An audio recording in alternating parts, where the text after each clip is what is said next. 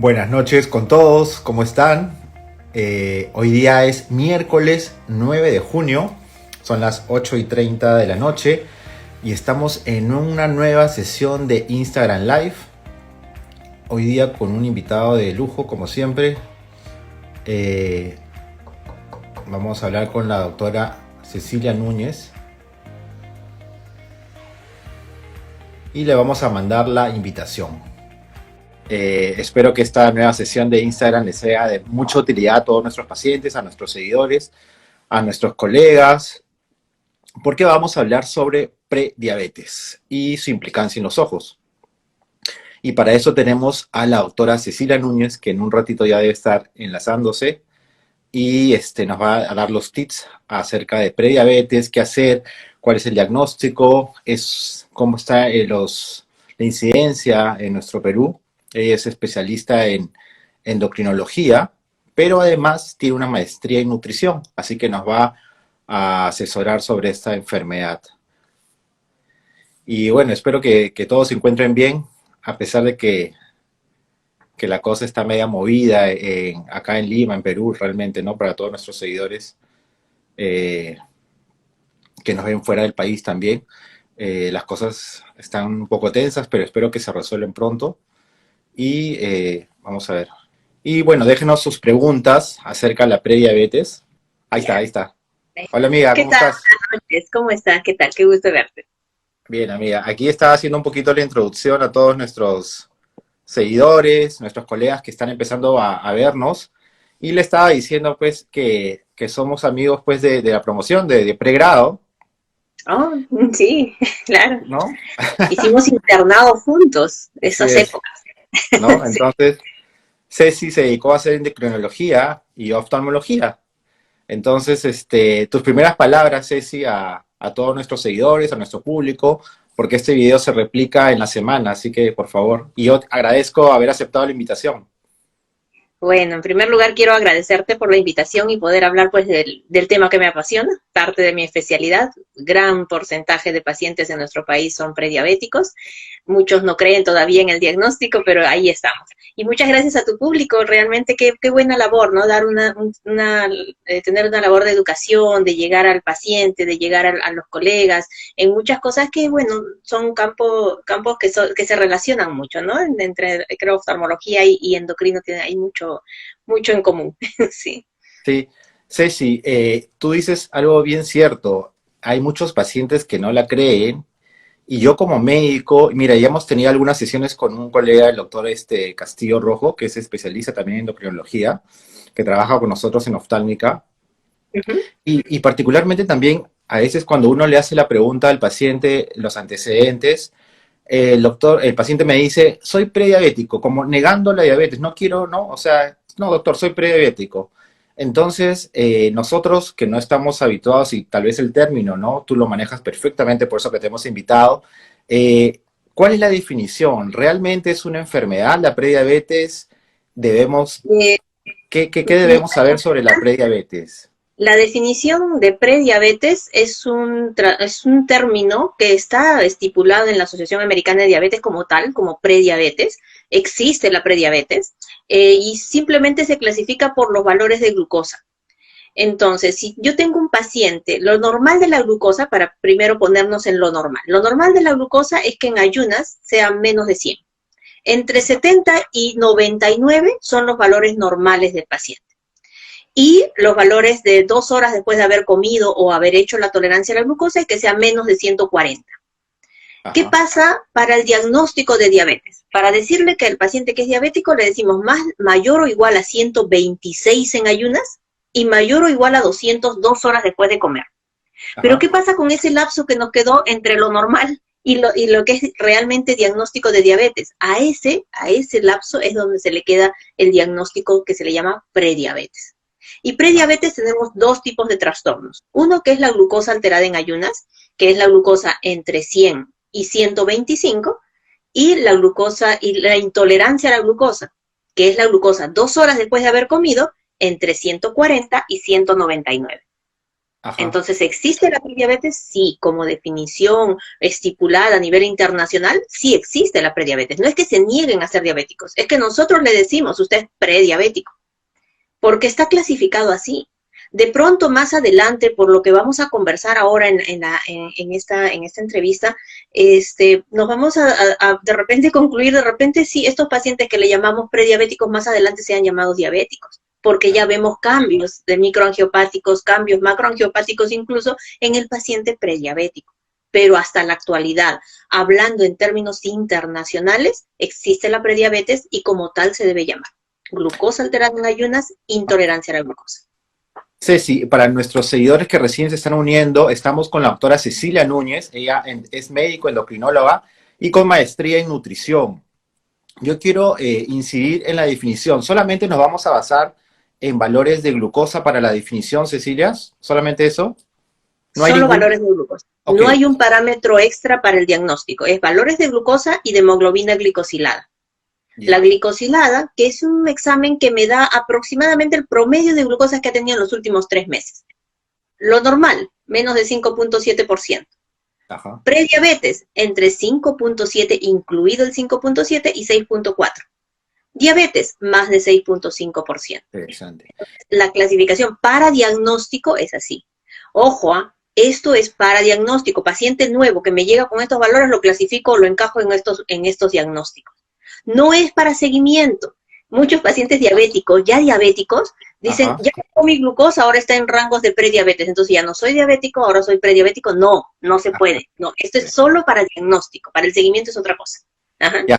Ceci, ¿qué pasa si yo mañana me hago mi examen de glucosa en ayunas y salen 110? Tengo que hacerte una prueba de tolerancia a la glucosa y confirmar si estás en estado prediabético o ya eres diabético. Perfecto. Ok, Una glucosa entonces, alterada en ayunas me lleva a tolerancia a la glucosa.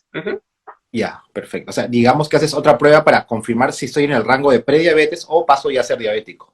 Sí, la prueba de tolerancia es el gol estándar para diagnóstico de diabetes. Entonces, ¿en qué consiste esa prueba de tolerancia? Es beber, o sea, se toma la glucosa basal y se bebe una solución con glucosa anhidra, 75 gramos, se bebe más o menos máximo en 10 minutos y de ahí se toman cada media hora las pruebas o podría ser simplemente el control a las 2 horas porque es lo que me da diagnóstico y con eso diagnosticamos.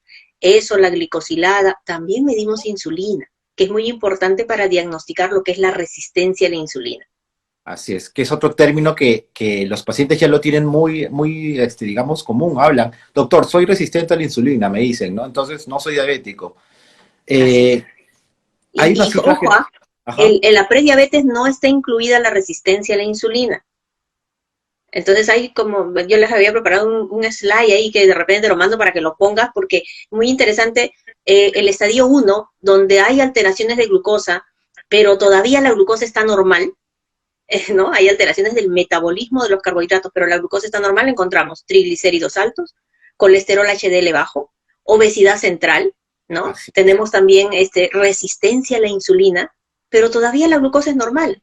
Entonces a ese paciente todavía se le dice es resistente a la insulina.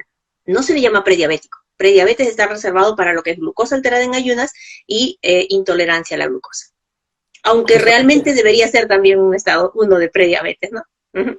sí, Ceci, una pregunta. Este tema lo toqué porque yo sé que es bien importante porque según las estadísticas, un 15 a 30% de pacientes en el lapso de 5 años puede llegar a ser diabético tipo 2.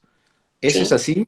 Nosotros en estadística peruana tenemos un estudio del doctor Seclén publicado en el año 2015 en el cual él hace lo que es la prevalencia de diabetes. Y lo que encuentra en el estudio, aparte de la prevalencia de diabetes que es 7% en nuestro país, más en la costa sobre todo, porque somos los más mal comidos y menos actividad física, entonces tenemos 8% en la costa. ¿Qué encontró? Encontró una prevalencia de prediabetes de 23%, hiperglicemia de ayunas. Entonces, a 23% estamos hablando casi 7 millones de peruanos son prediabéticos. 2 millones son diabéticos, tipo 2, ¿no? Ajá. Es alto, ¿no? Entonces, O sea, claro, la prevalencia es altísima.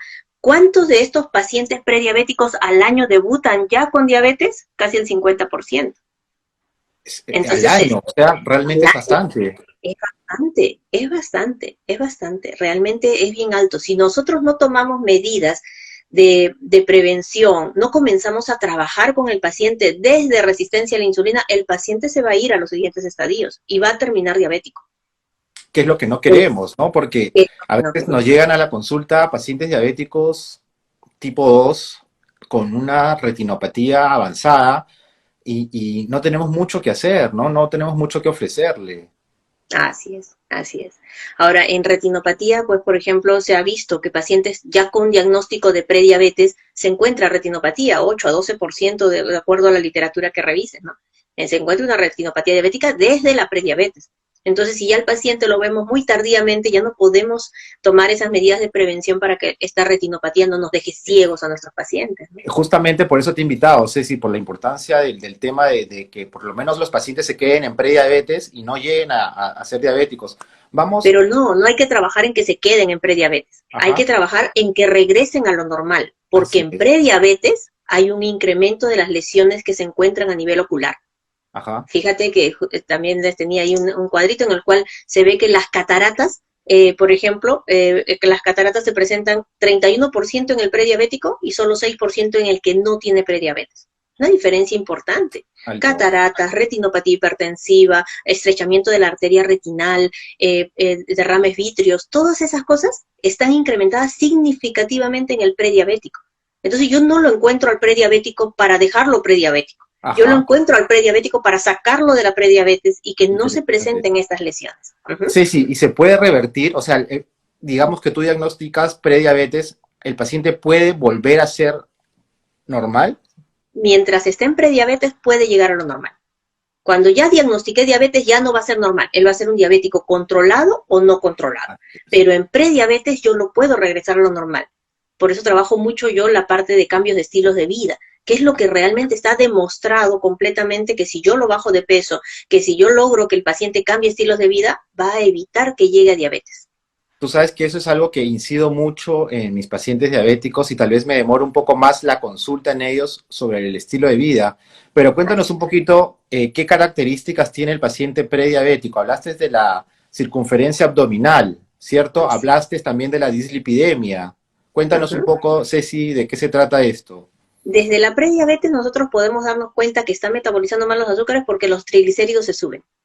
Hay muchos pacientes que llegan de pronto al cardiólogo con triglicéridos altos, colesterol HDL bajo, y le dan su ciprofibrato y bueno, baja cuando lo toma y después vuelve a subirse y doctora, yo siempre sufro de los triglicéridos. Siempre que encontramos triglicéridos altos debemos estudiar metabolismo de glucosa. Qué bien le haríamos a ese paciente haciendo una tolerancia a la glucosa y ver cómo está metabolizando y corregir eso para que los triglicéridos no se suban. Otro parámetro, la obesidad central, típica, ¿no? Hay incluso flacos, pero con circunferencia abdominal aumentada, ¿no? Entonces, ¿qué pedimos en varones?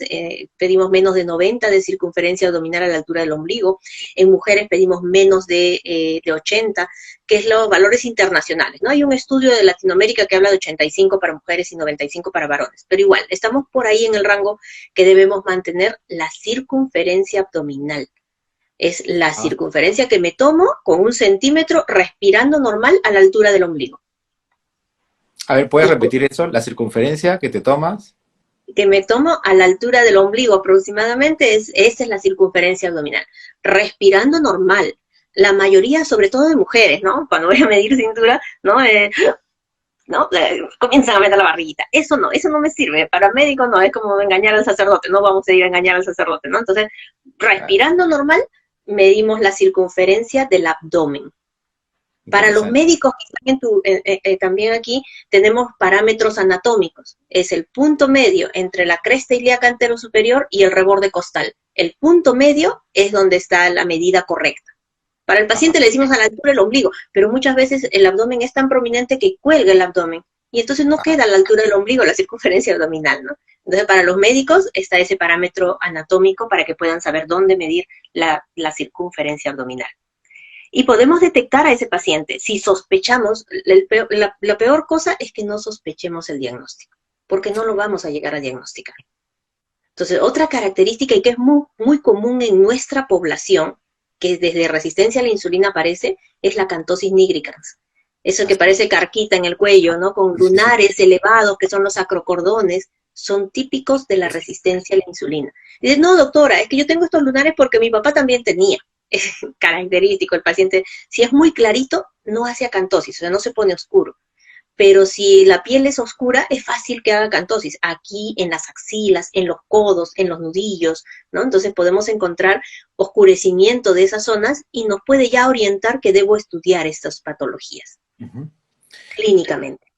Bueno, para nuestros seguidores que recién se están uniendo, estamos con la doctora Cecilia Núñez. Ella es médico endocrinóloga con maestría en nutrición y estamos hablando sobre la prediabetes, cómo detectarla, cuál es la definición, cómo sospechar en un paciente y la importancia de detectarlo a tiempo, porque esto tiene solución, como dices, no se puede revertir y evitar que nuestros pacientes lleguen a ser diabéticos y con una enfermedad pues que pueda o comprometer otros órganos, ¿no? Que por lo menos en el caso mío de la retina.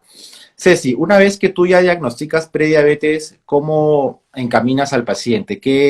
¿Sobre qué incides básicamente?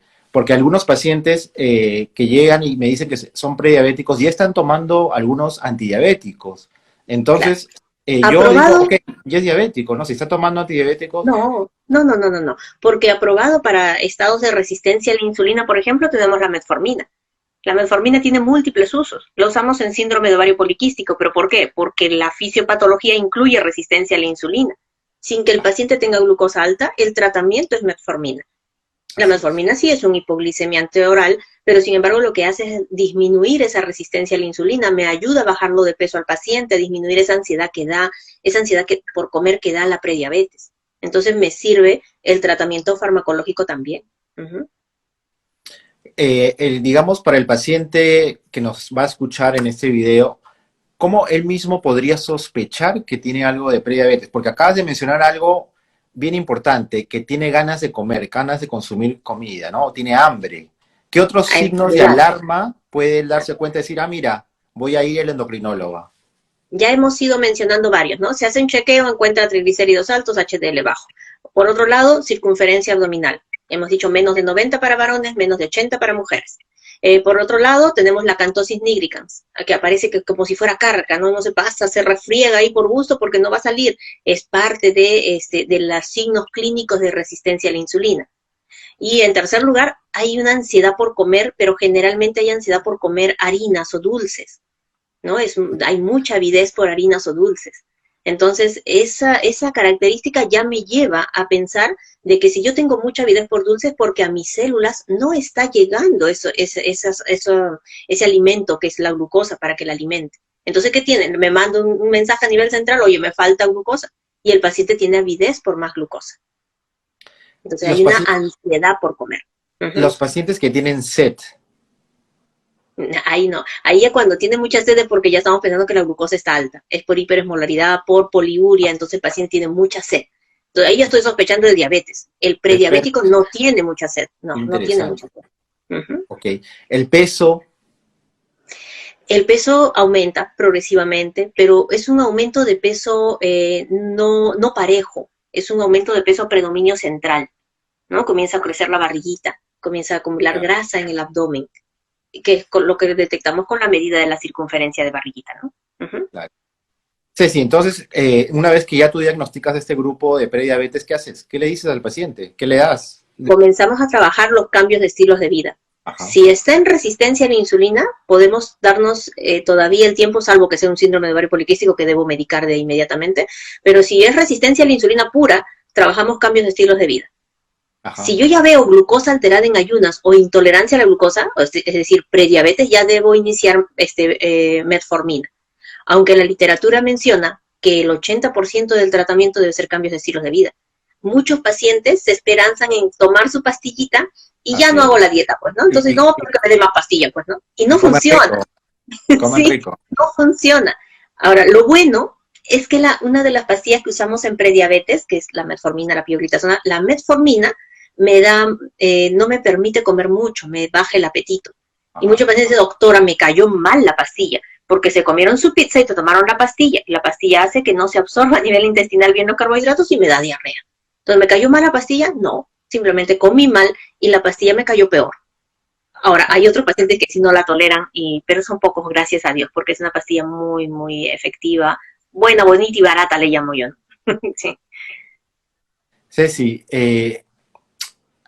¿hay niños con prediabetes? Sí, actualmente tenemos niños con diabetes tipo 2.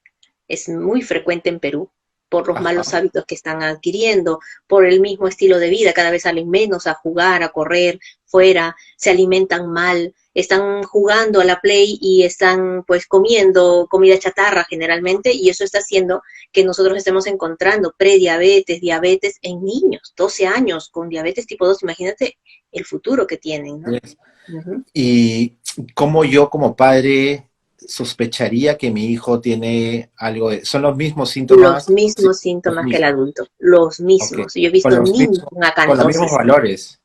los mismos valores. Los valores son para todos, excepto para la diabetes gestacional, que son otros valores de diagnóstico.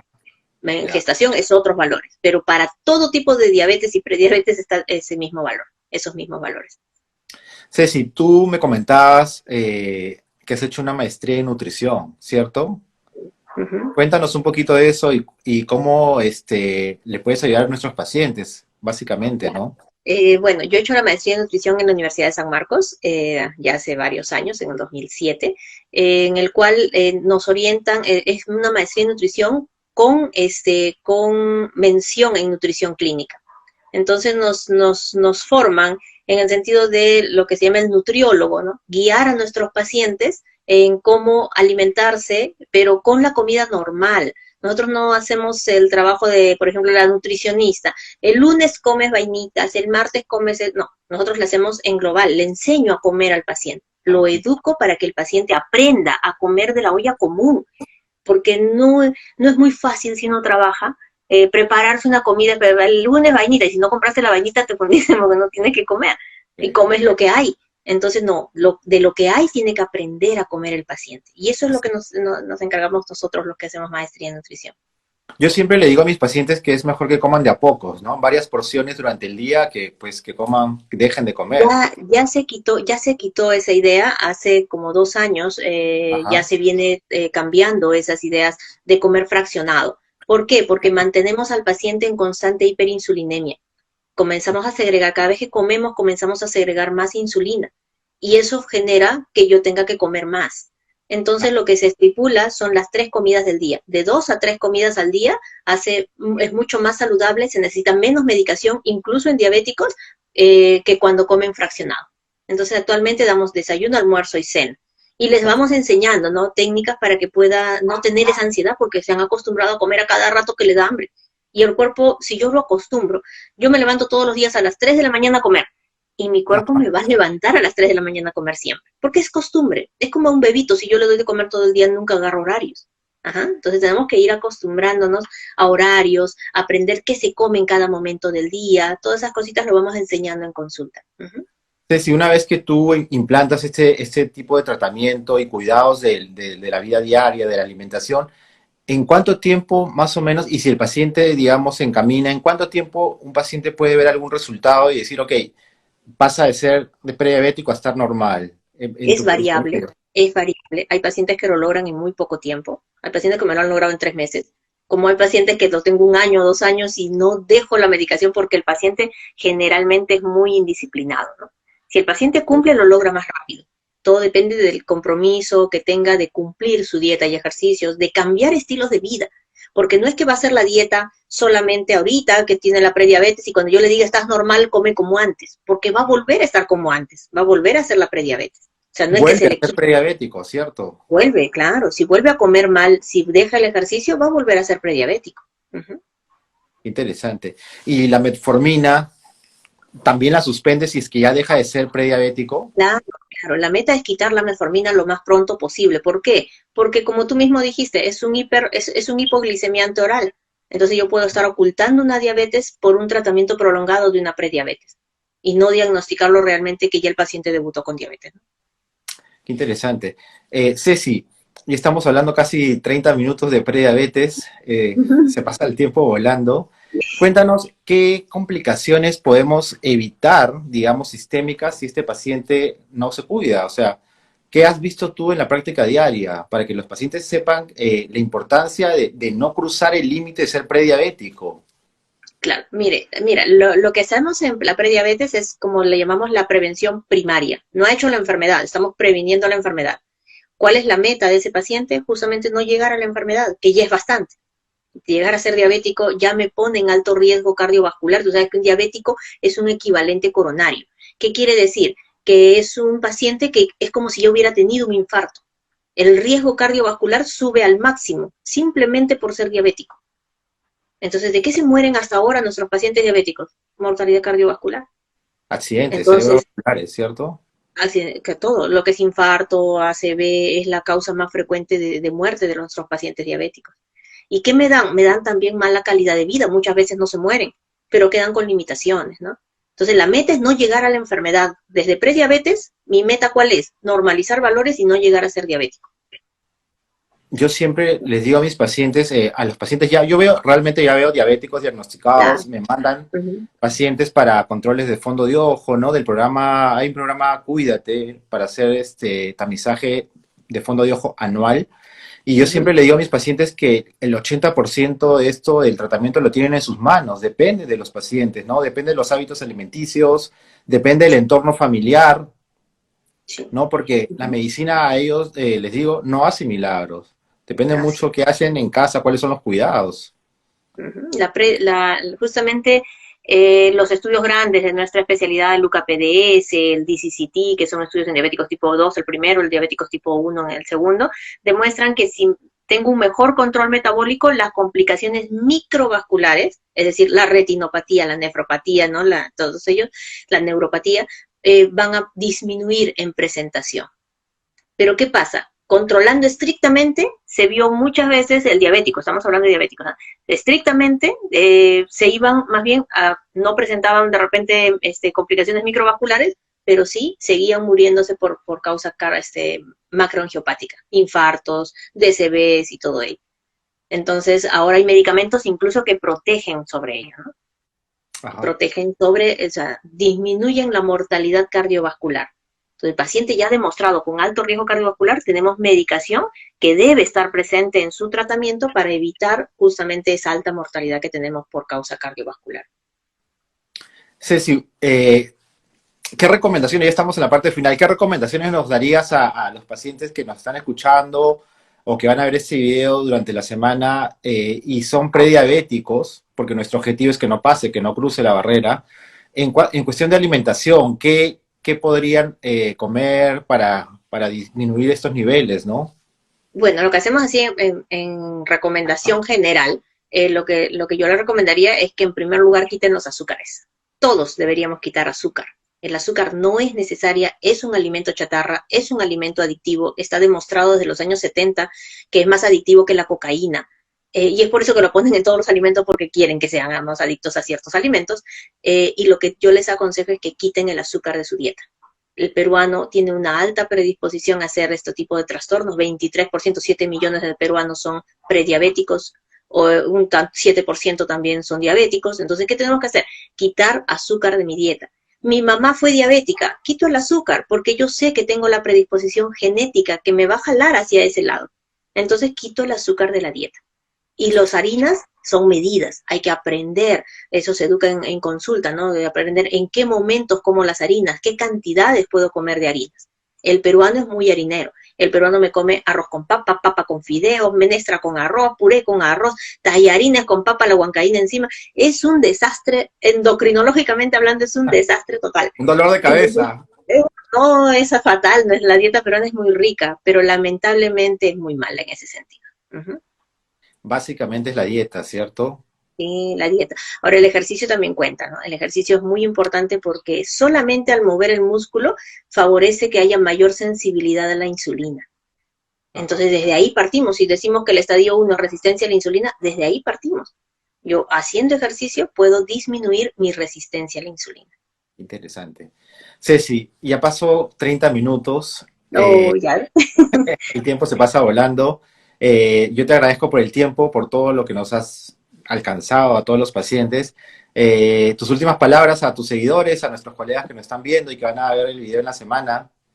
Bueno, que primero ayúdennos a llegar a un diagnóstico. Si ustedes ven esos factores de riesgo que hemos conversado en la charla, pues acudir tempranamente a un endocrinólogo para que podamos diagnosticarlo tempranamente y poder intervenir en ellos. En los que tengamos que intervenir, lo haremos.